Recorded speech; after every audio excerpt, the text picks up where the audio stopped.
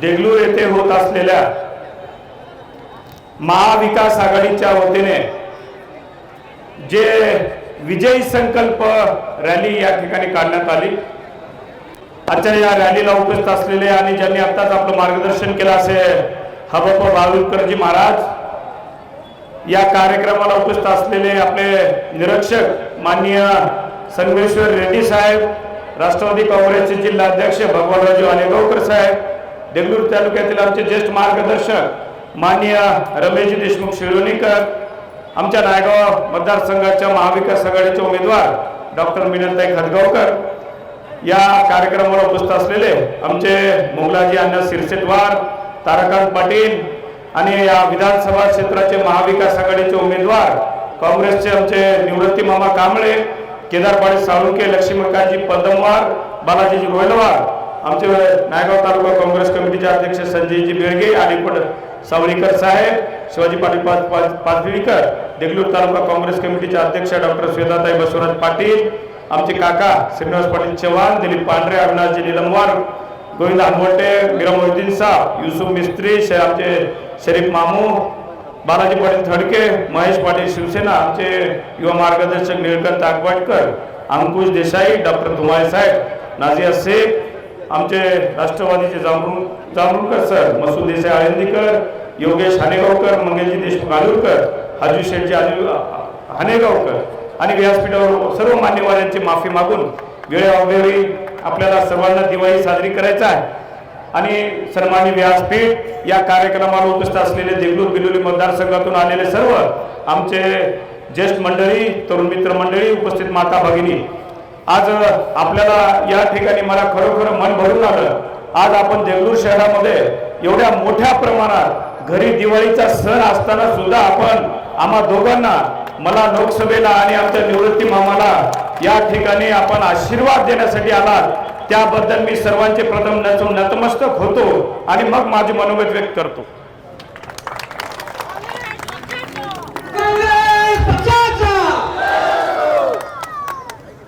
कारण घरी सण आहे तरी आम्हा दोघांना आपण एवढ्या मोठ्या प्रमाणात आशीर्वाद देण्यासाठी आलो। लोकसभा पोटनिवडणुकीसाठी त्यांनी मला काँग्रेसच्या वतीने उमेदवारी दाखल करण्यासाठी परवानगी दिली, उमेदवारी जाहीर केली। आमचे सर्व माननीय सोनियाजी गांधी, राहुलजी गांधी, मल्लिकार्जुन खरगे साहेब, वेणुगोपालजी, आमचे महाराष्ट्राचे प्रभारी चन्नीतला साहेब, नानाभाऊ पटोले, आमचे थोरात साहेब, अमितजी देशमुख, रजनीताई पाटील, या सर्वांचे, तसेच आमचे राष्ट्रवादीचे ज्येष्ठ नेते शरदचंद्र पवार साहेब, शिवसेनेचे आमचे पक्षप्रमुख माननीय उद्धवजी बाळासाहेब ठाकरे साहेब, या सर्वांचं मी सर्वप्रथम आभार व्यक्त करतो की त्यांनी मला यासाठी लोकसभेला उमेदवारी या ठिकाणी जाहीर केली। आज आपण बघू शकतो की ही लोकसभा पोटनिवडणूक का लागली। मागच्या मार्च एप्रिल मध्ये जेव्हा या नांदेड जिल्ह्याची लोकसभेची निवडणूक जाहीर झाली, आपल्या जिल्ह्यातली काँग्रेसची बडी मंडळी या ठिकाणी काँग्रेसमधून बाहेर पडली। बाहेर पडल्यानंतर महाराष्ट्रामध्ये आणि दिल्लीमध्ये सर्वत्र चर्चा चालू झाली की बाबा नांदेडला आता काँग्रेसला वाली कोणी नाही आणि नांदेडची काँग्रेस संपण्यामध्ये जमा आहे। या परिस्थितीमध्ये आपले स्वर्गीय वसंतरावजी चव्हाण साहेब यांनी दिल्लीमध्ये जाऊन, मुंबईमध्ये जाऊन सांगितलं, मी नांदेडची काँग्रेस संपू देणार नाही। या ठिकाणी पक्षाचा झेंडा खांद्यावर हाती घेऊन परत नवसुंजीने नांदेड जिल्ह्यामध्ये काँग्रेसला नवचैतन्य निर्माण करण्याचं काम मी या ठिकाणी प्रामाणिकपणे करणार आहे। पक्षश्रेष्ठींनी सांगितलं, बडे बडे नेते तर चालले गेले, मग तुम्ही काँग्रेसला कसं उभारणार? साहेबांनी त्या ठिकाणी सांगितलं, मी साहेबांसोबत होतो नानाभाऊ पटेल सोबत बोलताना, व बडे नेते गेले तर काय झालं? आजही आमच्या गाव लेवलचा सामान्य कार्यकर्ता काँग्रेससाठी दटके खडा आहे आणि मजबूत आहे। तो गाव लेवलचा आमचा कार्यकर्ताच या ठिकाणी काँग्रेसला जीत या ठिकाणी निवडून देईल आणि लोकसभेमध्ये उमेदवार होऊन साहेबांना आपण सर्वसामान्याचे सर्व मतदार, आमचे व्यासपीठावर बसलेले सर्व मान्यवर मंडळींनी मेहनत केली आणि स्वर्गीय वसंतरावजी चव्हाण साहेबांना 60,000च्या मताधिक्याला आपण लोकसभेमध्ये पाठवलं। पण देवाला काही वेगळी नीती मान्य नव्हती। साहेबांना ठरवलं होतं की 15 ऑगस्टच्या नंतर 15 ऑगस्टला साहेबांचा वाढदिवस होता आणि वाढदिवस झाल्यावर प्रत्येक तालुक्यामध्ये जाऊन ते आपले ऋणनिर्देश व्यक्त करणार होते, आपले आभार व्यक्त करणार होते.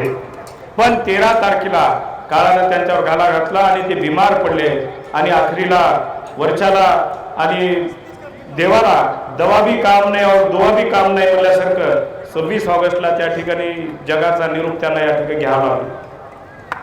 आज आपण बघतो की वसंतराव चव्हाण साहेबांचा आणि आमच्या देगलूर बिलोलीचा खूप जुना संबंध आहे. आमचे आजोबा कैलासवासी बळवंतरावजी चव्हाण यांना आपण आपल्या आशीर्वादानं 2दा या विधानसभा क्षेत्राचा आमदार म्हणून विधानसभेमध्ये पाठवलेला. त्यानंतर आमचे वडील स्वर्गीय वसंतरावजी चव्हाण बिलोली तालुका सरपंच संघटनेचे अध्यक्ष होते. देगलूरमध्ये त्यांनी सर्वात पहिली या ठिकाणी राष्ट्रवादी काँग्रेसची महानगरपालिका त्यांनी ताब्यात घेतली. असे अनेक संबंध या ठिकाणी देगलूर मतदारसंघाचे आणि नायगाव परिवाराचे घनिष्ठ संबंध या ठिकाणी आहेत.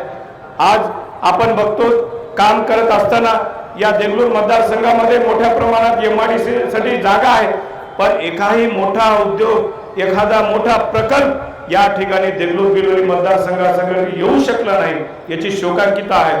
आज एखादा मोठा प्रकल्प जर देगलूर बिलोलीमध्ये आला असता तर आमचे जे पोरं लेकरं बाळ इथं शिकत आहेत त्यांच्या हाताला या ठिकाणी काम मिळालं असतं. आज आमचा नॅशनल हायवेचा प्रश्न आहे. 7 वर्षापासून या सरकारला नॅशनल हायवे करायचं आहे की नाही काय माहित नाही. आमच्या पक्षाकडे जेव्हा महाविकास आघाडीचं सरकार होतं, आमच्याकडे बांधकाम मंत्रीपद होतं, त्या काळातही आमचे बांधकाम मंत्री हे नॅशनल हायवे पूर्ण करू शकले नाहीत. महेश पाटील ही एक खरी शोकांकिता आपल्या देगलूर बिलोली तालुक्याची आहे. याच्यामध्ये देगलूर आणि बिलोली तालुक्यामध्ये आमचे अनेक पुनर्वसन गाव आहेत. पुनर्वसन गावांचा पायाभूत सुविधा आहेत, रस्ते आहे, नाली आहे, वीज आहे. आज कित्येक गावाला आमच्या शमशानभूम्या नाहीत. कितीतरी 1-1 किलोमीटर आम्हाला या ठिकाणी पायपीट करून शमशानभूमी त्या ठिकाणी अंत्यविधी करावं लागते. जिथं शमशानभूमी आहे तिथं रस्ते नाहीत. अशी हालाकीची परिस्थिती आज या देगलूर बिलोली मतदारसंघामध्ये आहे. आज लाडकी बहीण योजना शासन राबवत आहे आणि लाडकी बहिणीला 1500 रुपये देत आहे.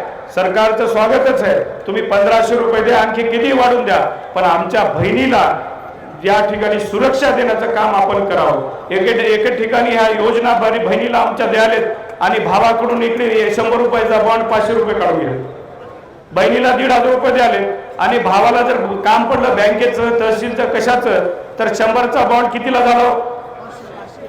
500ला झाला. मग गेले की नाही 400 रुपये कोणाच्या खिशातून चालले? सरकारच्या का आपल्या? मग अशा कितीतरी योजना आहे, इकडे द्यायचं आणि या खिशातून काढून घ्यायचं. आज महाराष्ट्र कंगाल करायला ते बघणार नाही. कितीतरी लाख कोटीचं कर्ज या युती सरकारने या ठिकाणी घेऊन ठेवलेलं आहे. आज या ठिकाणी आमच्या नायगाव विधानसभा मतदारसंघातून निवृत्ती मामा कांबळे जो काँग्रेसचा प्रामाणिक कार्यकर्ता आहे, जो गाव लेवलला फिरणारा माणूस आहे, त्याला काँग्रेस पक्षाने या ठिकाणी उमेदवारी दिलेली आहे. काँग्रेस का हात आम आदमी को साथ त्या ठिकाणी नांदेड मधून आमच्या अब्दुल भाई सत्तार यांना उमेदवारी दिलेली आहे. आणि अब्दुल भाई सत्तार यांनी काल सांगितलं की मागच्या 40 वर्षापासून या ठिकाणी त्यांना उमेदवारी देण्यात आलेली नव्हती. या काँग्रेसनं काल परवा त्यांना नांदेड मधून उमेदवारी दिली आणि अब्दुल भाई सत्तारना आभार मानले. कोणाचे? स्वर्गीय वसंतरावजी चव्हाण साहेबांचे कि बोले वसंतराव जी साहब ने मुझे शब्द दिया था कि अब्दुल भाई सत्तार आपको आमदार करेंगे. हा ही खरी काँग्रेसची शक्ती आहे. या ठिकाणी निवृत्ती कांबळे असतील, त्या ठिकाणी अब्दुल भाई सत्तार असतील. काँग्रेस एक सेक्युलर विचाराचा पक्ष आहे आणि सर्वांना सोबत घेऊन चालणारा पक्ष आहे. आज या ठिकाणी बरेच गोष्टी या बिलोली आणि देगलूर मतदारसंघाच्या आहेत. बिलोलीमध्ये आज तळणी प्रकल्प आहे. या ठिकाणी आमचं मनारचं जे पाणी येते बिलोली तालुक्यामध्ये, त्या ठिकाणी मनारचं पाणी आपल्या शेतापर्यंत न येता दुसरीकडेच निघून जाते. आज सिमेंटचं त्या ठिकाणी लाईनिंग करायची गरज आहे. बऱ्याच गोष्टी आहेत. आमच्या इथं रामतीर्थचे मामा बसलेले आहेत, कामरसपळीचे नाईक आहेत, तिकडे उत्तम पाटील, आमची सगळी मंडळी इथं जी बसलेली मंडळी आहे, मला वाटतं बिलोली देगलूर तालुक्यातलीच मंडळी आहे आणि हे खरं प्रेम व्यक्त करायला या ठिकाणी मला आलेला आहे. मी आज सर्वांना या ठिकाणी नम्र विनंती करतो की आपण लोकसभेमध्ये माझे वडील स्वर्गीय वसंतरावजी चव्हाण साहेबांना आपण या ठिकाणी लोकसभेमध्ये मोठ्या प्रेमाने पाठवला. आज नीतीला मान्य नव्हतं, त्यांना 5 वर्षाची संधी आपण या ठिकाणी दिला होता, पण 2 वर्षाचाच कार्यकाळ त्यांना मिळाला. मी आपल्याला नम्र आवाहन करतो आणि विनंती करतो की दोन महिने 82 दिवस, 2 महिने नाही, पूर्ण 82 दिवस या ठिकाणी खासदार म्हणून त्यांना काम करता आलं. मी त्यांच्या पश्चात मी आपल्याला सर्वांना एवढी विनंती करतो की माझे वडील गेल्यानंतर आता माझं पालकत्व सर्व आपण या ठिकाणी बसलेल्या मंडळींनी करायचं आहे. माझं पालकत्व घ्यायचं आहे आणि मला परत या ठिकाणी लोकसभेमध्ये पाठवून वडिलांचे जे राहिलेले स्वप्न आहे ते पूर्ण करण्याची संधी द्यावी, एवढी मी या ठिकाणी आपल्याला सर्वांना आवाहन करतो. आणि आज दिवाळीचा सण असताना सुद्धा आपण एवढ्या मोठ्या प्रमाणात आलात. मी सर्वांना दिवाळीच्या हार्दिक अशा शुभेच्छा देतो आणि थांबतो. जय हिंद, जय महाराष्ट्र.